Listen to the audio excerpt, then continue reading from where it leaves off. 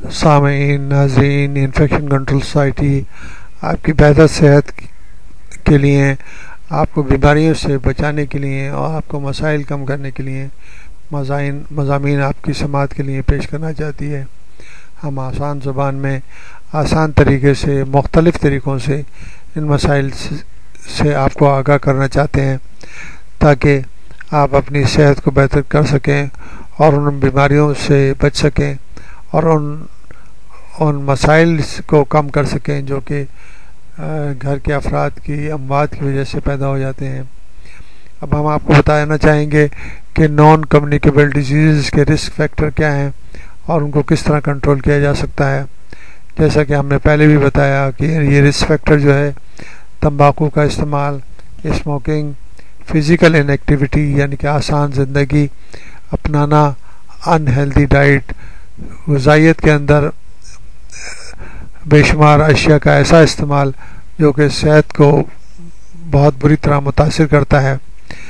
اسی طرح جو ہے شراب نوشی وغیرہ جو ہے، یہ مین وجہ ہیں۔ ہمارے جیسے ممالک میں انڈیا، بنگلہ دیش، پاکستان، سری لنکا وغیرہ میں الکوہول کا استعمال تو اتنا نہیں ہے، لیکن اسموکنگ کا استعمال مزید بڑھتا جا رہا ہے۔ ڈے بائی ڈے سگریٹ بنانے والی کمپنیاں بہت اچھے اشتہاروں سے اپنے الیکٹرانک میڈیا کے ذریعے اپنی پبلسٹی کر کے اس طرف لوگوں کو رجوع کرتے ہیں اور اتنے اچھے طریقے سے اس کو پریزنٹ کیا جاتا ہے کہ جس سے نوجوان طبقہ فوری طور پر اس سے اٹریکٹ ہو کر وہ اس کا استعمال شروع کر دیتا ہے۔ اسی طرح ٹوبیکو یا تمباکو کا استعمال مختلف طریقوں سے جو کیا جا رہا ہے اس سے اموات کی شرح بڑھ جاتی ہے۔ ٹوبیکو کا جو استعمال ہے وہ تقریباً 6 ملین افراد جو ہے ہر سال 6 ملین یہ 60 لاکھ 60 لاکھ افراد جو ہیں وہ تمباکو نوشی کی وجہ سے اور اسموکنگ کی وجہ سے ہلاک ہو جاتے ہیں، جس میں سے 5.1 ملین جو کہ ڈائریکٹ اسموکنگ کی وجہ سے اور 6 لاکھ یعنی کہ جو ہیں 6 لاکھ افراد جو ہے وہ سیکنڈ ہینڈ اسموکنگ یعنی پیسو اسموکنگ کے ذریعے وہ ہلاک ہو رہے ہیں۔ یعنی جو افراد اسموکرز کے ساتھ رہتے ہیں، ان کے ساتھ بیٹھتے ہیں، اس انوائرمنٹ میں رہتے ہیں، اس گھر میں رہتے ہیں جہاں کا اسموکنگ کی جاتی ہے، تو وہ افراد بھی اس سے متاثر ہو جاتے ہیں اور وہ افراد بھی تقریباً ان کی تعداد بھی اچھی خاصی ہے، یعنی کہ 51 لاکھ افراد جو ہیں وہ ڈائریکٹ اسموکنگ سے اور 6 لاکھ افراد جو ہے 6 لاکھ افراد جو ہے وہ انڈائریکٹ اسموکنگ سے، پیسو اسموکنگ سے ان ہلاکتوں کا شکار ہو رہے ہیں۔ اگر یہ تعداد روکی نہ گئی اور اس کے استعمال کو ترک نہ کیا گیا تو اندازہ یہ ہے کہ ہر سال اس کی تعداد 10% انکریز ہو جائے گی اور ایئر 2030 تک یہ تعداد جو ہے نا 88 ملین یعنی کہ 80 لاکھ تک جا سکتی ہے۔ 3.2 ملین جو اموات ہوتی ہیں وہ فزیکل ان ایکٹیویٹی کی وجہ سے، آسان پسندی کی وجہ سے، خاص طور پر خواتین کے اندر، جیسا کہ پہلے زمانے میں تھا کہ خواتین سارا کام، گھر کا کام خود کیا کرتی تھی۔ اب یہ پوزیشن یہ آ گئی ہے، کوشش یہ کی جاتی ہے،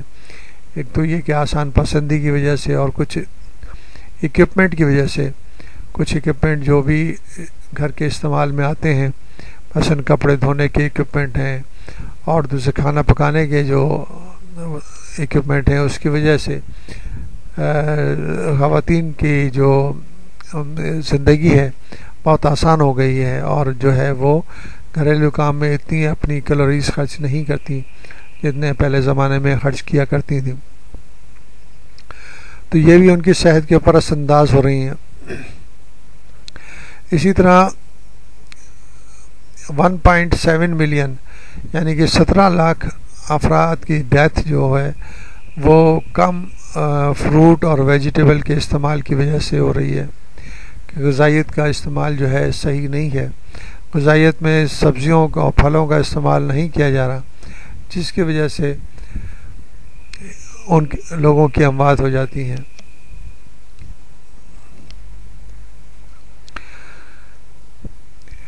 اسی طرح جو ہے 2.3 ملین افراد جو ہے نا ہر سال جو